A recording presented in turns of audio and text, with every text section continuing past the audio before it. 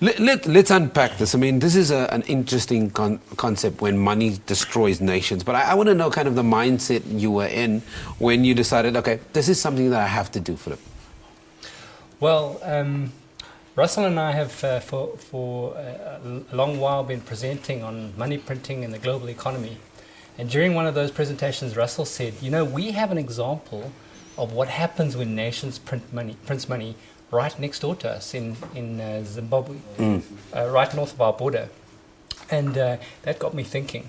And shortly thereafter, I decided to do some interviews. And the more interviews I did, the more fascinating it became. And I decided then I needed to go and interview people on the ground. Russel, let's bring you into this conversation because, you know, you're talking about interviewing people on the ground. And we often talk, and even you mentioned it here, that we are dissecting the Zimbabwean economy from a global context. How does that take away or add to the conversation? Oh, I think it's hugely significant that you know, we have a series of case studies in history that give us fairly repeatable kind of experiments, if you like, in what happens when you conduct economic policies in an irresponsible manner. And Zimbabwe was just you know, a very recent example of that.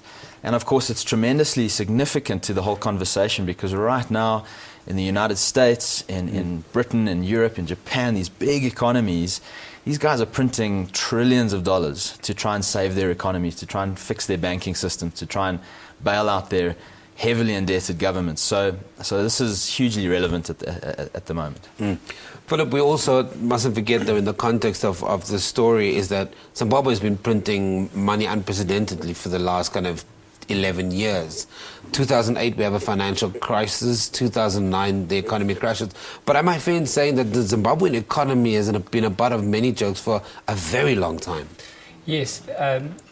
Well, that's what we get a lot. And we need to be careful to categorize Zimbabwe as some basket case economy without taking the lessons, the economic lessons that apply to all of us.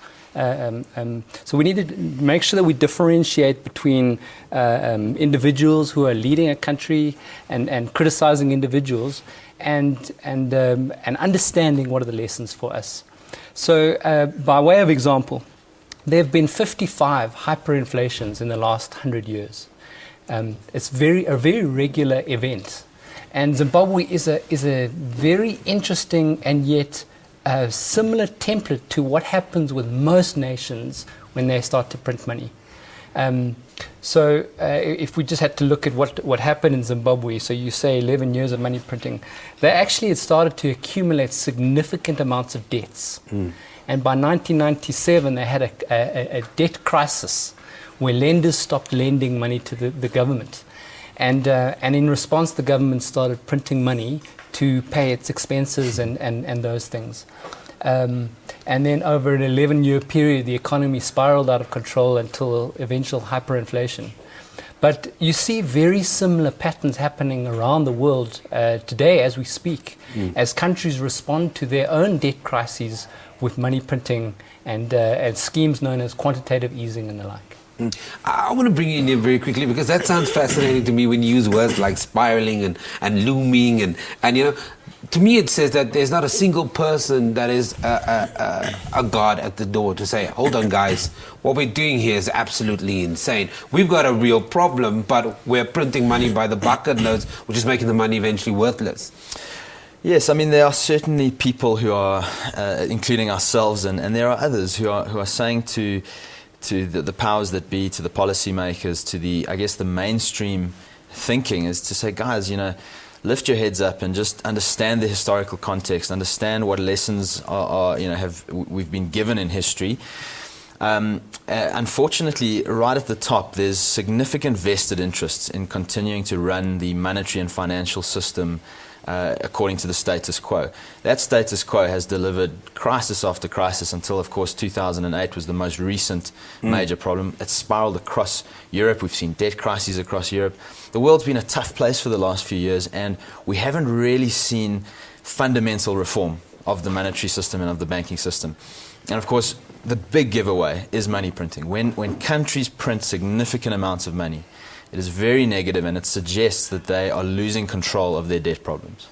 Phil, I'm going to throw the last question at you. 10 seconds. What are you gonna? What do you want the reader to experience when they pick up your offering? Well, we want them to understand in a simple way what are the long-term effects of money printing and how it will affect them. So our goal has been to make it easy to read, easily accessible, full of stories of people on the ground, and we want to really get a very important message across to them. We're going to leave it there, gentlemen. Thank you very much for joining me in studio when Money Destroys Nations by Economic